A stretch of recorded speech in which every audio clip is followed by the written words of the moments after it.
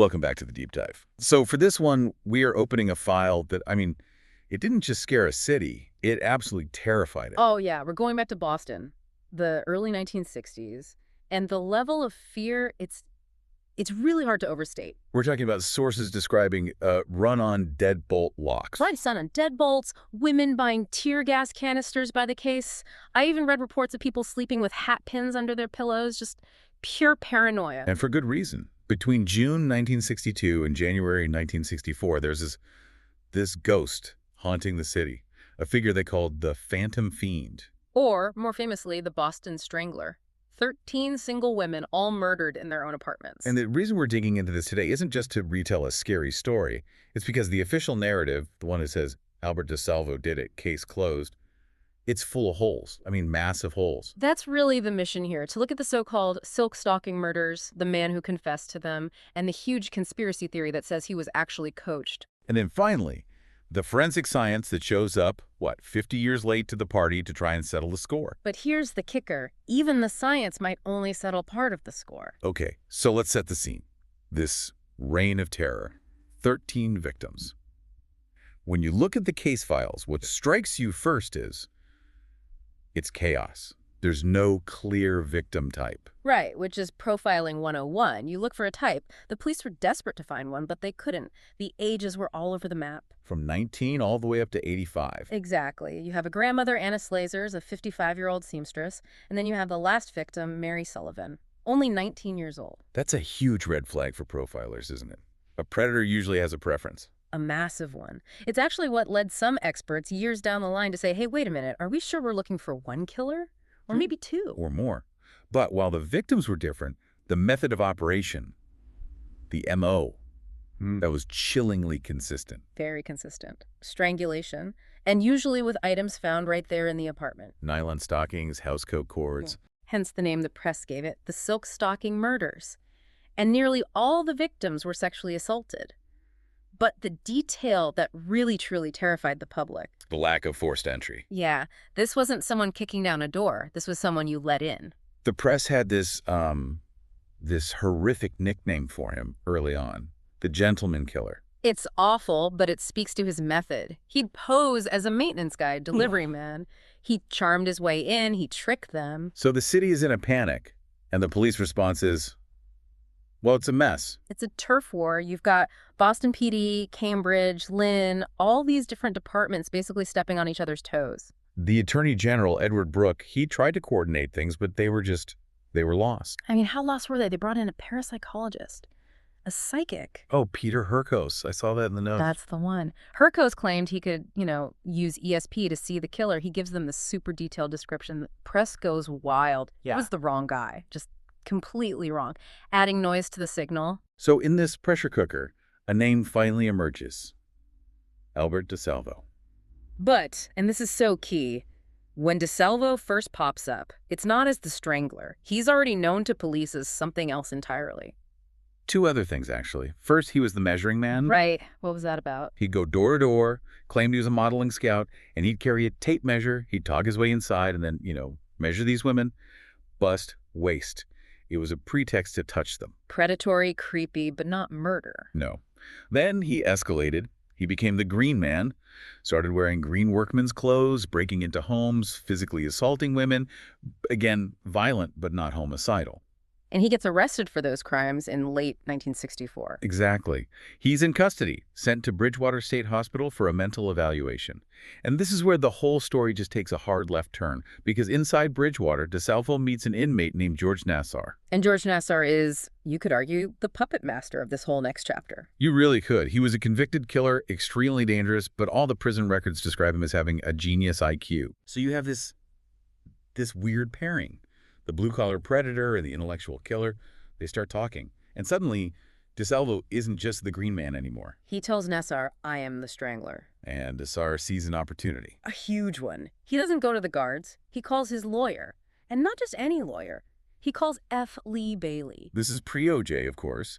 But Bailey is already a legal superstar. And Bailey's strategy is fascinating. He's not trying to prove DeSalvo is innocent. It's the opposite. The plan is to use an insanity defense. Have him confess to everything. The Green Man crimes, all 13 stranglings, to show he's completely insane and get him committed for life, not sent to the electric chair. So DeSalvo confesses. In detail, the police are relieved, the public is terrified but glad he's caught, and then almost immediately, the experts start poking holes in the story. It's the inconsistencies. So many. He'd get some details right, but then he'd get a lot wrong. Times of death were off. He'd describe assaults that medical examiners couldn't find evidence of. But then you have the blue chair incident. This is the one detail that gives even the biggest skeptics pause. It really is. In his confession, DeSalvo describes a specific blue chair in one victim's living room. The victim, who survived the assault, she swore up and down the chair was brown. So it looked like he was lying. It did, but F. Lee Bailey pushed the police to check the original crime scene photos. And the chair was blue. The chair was blue. It proved, at the very least, DeSalvo had been in that room. Okay, so he was there. But being there isn't the same as being the killer. And this gets to the big question. Why would anyone confess to 13 murders they didn't commit? The cynical answer. Money and fame. DeSalvo was already going down for the Green Man stuff. He was looking at life in prison no matter what. So the theory is, if he's going away anyway, he might as well be the most famous monster in America.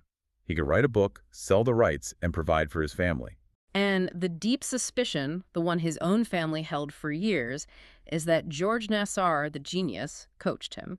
That Nassar somehow knew the real details, maybe from the real killer, and fed them to DeSalvo so they could split the book deal money. It's the compulsive confessor theory. The hospital's medical director, Dr. Ames Roby, he was totally convinced of this. He said DeSalvo just wanted the attention. He was very vocal about it. And later, the legendary FBI profilers, Robert Ressler and John Douglas, they basically agreed. They said DeSalvo's profile was all wrong. How so? He was what they'd call a power assurance rapist. He wanted to dominate, but that type doesn't usually escalate to the kind of mutilation seen in some of the strangle cases. The psychology didn't fit. Which brings us back to that idea of multiple killers being lumped together by the press. And speaking of the press, we have to mention who actually gave the Strangler his name. It wasn't the police. It was two female reporters, Loretta McLaughlin and Jean Cole. Absolute trailblazers. They were working for the Record American. And in the early 60s, a newsroom was a boys' club. They were the ones fighting to connect the dots when police were treating these as separate, isolated crimes. They wrote that 4-part series that basically forced everyone to admit there was a single killer on the loose. Right. And ironically, DeSalvo's confession later proved their theory right, even though they themselves had doubts about him. Now here's where the legal stuff gets truly bizarre. DeSalvo confesses, but he's never actually tried for the murders. That's the part that blows my mind every time. His plea deal fell through. He was sentenced to life in prison in 1967, but only for the Green Man crimes, robbery and assault. So in a court of law, the Boston Strangler murders were technically still unsolved. Exactly. And then the story just goes completely off the rails. In 1967, DeSalvo escapes from Bridgewater. Triggers a huge manhunt. Massive. But then, just a day later, he turns himself in. Dressed as a sailor, right? U.S. Navy petty officer, yeah. Yeah. He claimed he only escaped to protest the conditions at the hospital. But his time was running out. We jumped to 1973. DeSalvo's in Walpole State Prison. And he reaches out to Dr. Roby, that psychiatrist who always doubted him. And he says, "I need to see you. I am finally going to tell the truth about the Boston Strangler." Finally tell the truth, which implies the confession was a lie. It does, but that meeting never happens. No. The night before Roby is supposed to visit, someone gets into the prison infirmary where DeSalvo was staying. And he's stabbed to death. His killer. Never identified, a prison hit. Which is, I mean, it's almost too convenient, isn't it? He's about to recant or maybe implicate someone else, and he gets silenced. It's what his family believed. They spent the next 40 years fighting to clear his name, convinced he was a patsy. Okay, so let's fast forward. 40 years to 2013.